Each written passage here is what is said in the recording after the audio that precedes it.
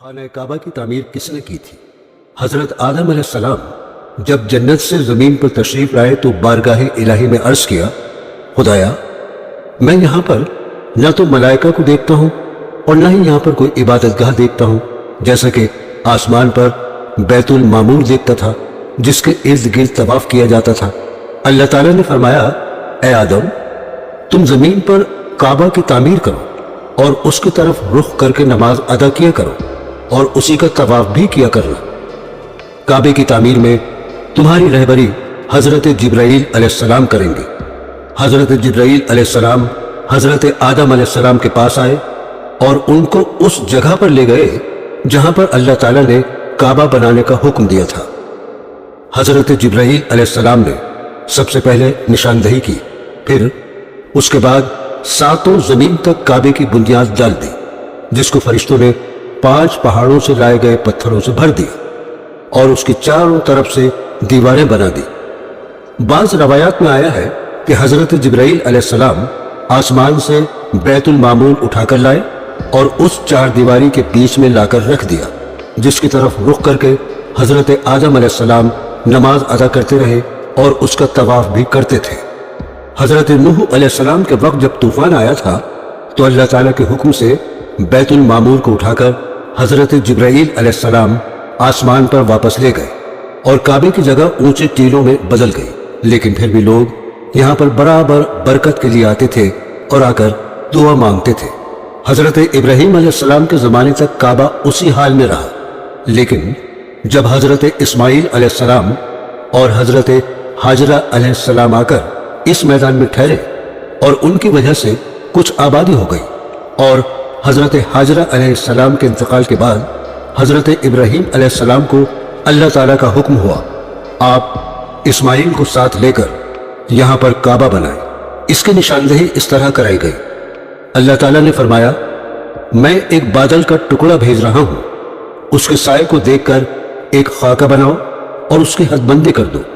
حضرت ابراہیم علیہ السلام نے حضرت اسماعیل علیہ السلام کی مدد سے زمین کھودی تو بنیاد حضرت آدم علیہ السلام نمودار ہوئی، اور پھر اسی مقام پر حضرت ابراہیم علیہ السلام نے خانہ کعبہ کی تعمیر شروع کر دی، اور جب خانہ کعبہ کی دیواریں حضرت ابراہیم علیہ السلام کے سر کے برابر اونچی بن گئیں اور انہیں اب اس سے اونچی دیوار بنانا مشکل ہو گیا، تب اس وقت حضرت ابراہیم علیہ السلام کے ایک معجزے کا نزول ہوا، جو کہ ایک پتھر کی شکل میں تھا، جس کو مقام ابراہیم کہا جاتا ہے۔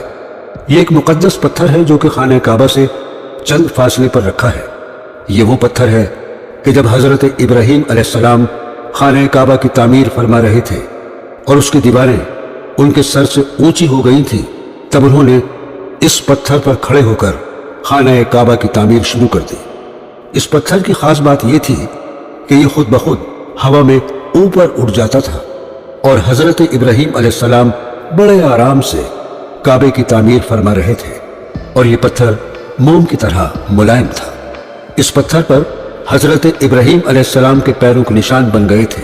آپ کے مقدس قدموں کے نشان سے اس پتھر میں 4 چاند لگ گئے کہ اللہ تبارک و تعالیٰ نے قرآن کریم کی سورہ آل عمران کی آیت نمبر 96 اور 97 میں فرمایا ہے کہ خانہ کعبہ میں اللہ کی بہت سی نشانیاں ہیں، یعنی کہ خانہ کعبہ میں خدا کی بہت سی روشن اور کھلی ہوئی نشانیوں میں سے ایک بڑی نشانی مقام ابراہیم ہے۔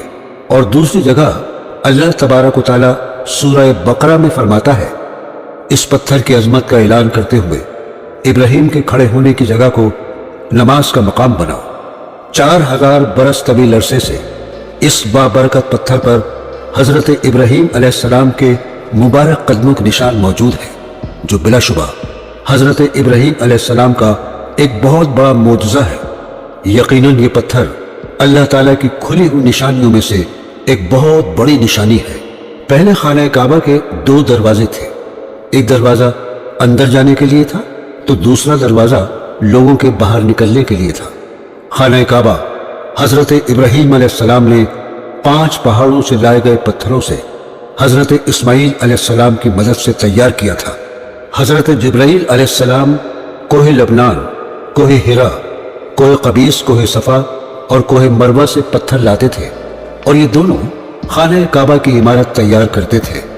جب عمارت پوری طرح سے تیار ہو گئی تو ایک دن حضرت جبرائیل علیہ السلام نے حضرت ابراہیم علیہ السلام سے آ کر فرمایا، اے ابراہیم، اللہ تعالیٰ نے تم کو سلام کہا ہے اور فرمایا ہے کہ تم نے بڑی محنت سے یہ گھر بنایا ہے، اور فرمایا، اے ابراہیم، تم لوگوں کو دعوت دو خانہ کعبہ آنے کی اور بلند آواز میں پکارو، میں تمہاری آواز لوگوں تک پہنچا دوں گا۔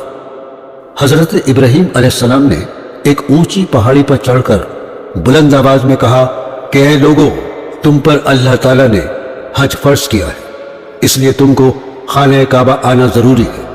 تب چاروں طرف سے آواز آنے لگی، لبیک اللہم لبیک لا شریک لک لبیک۔ اللہ تبارک و تعالیٰ نے سبھی مسلمان عورتوں اور مرد پر حج فرض کر دیا۔ اللہ تعالیٰ نے حکم دیا کہ تم لوگ میرے مقدس گھر خانہ کعبہ کے طواف کے بعد مقام ابراہیم کے پاس 2 رکعت نماز ادا کرو۔ خانہ کعبہ میں حجر اسود کا اپنا ایک اہم مقام ہے۔ حجر اسود خانہ کعبہ میں لگا ہوا مقدس پتھر ہے۔ حج کے دوران طواف کرتے وقت حجاج بوسہ دیتے ہیں۔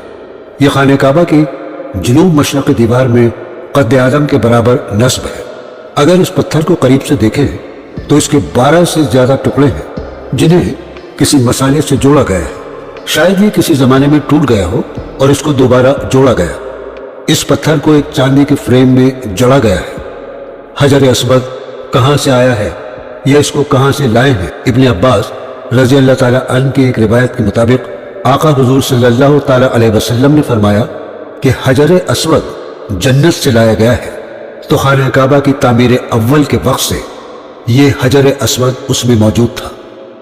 606 عیسوی میں جب سیلاب آیا تھا، اس وقت کعبے کی عمارت کو نقصان پہنچا تھا اور قریش قبیلے نے اس کی دوبارہ تعمیر کی۔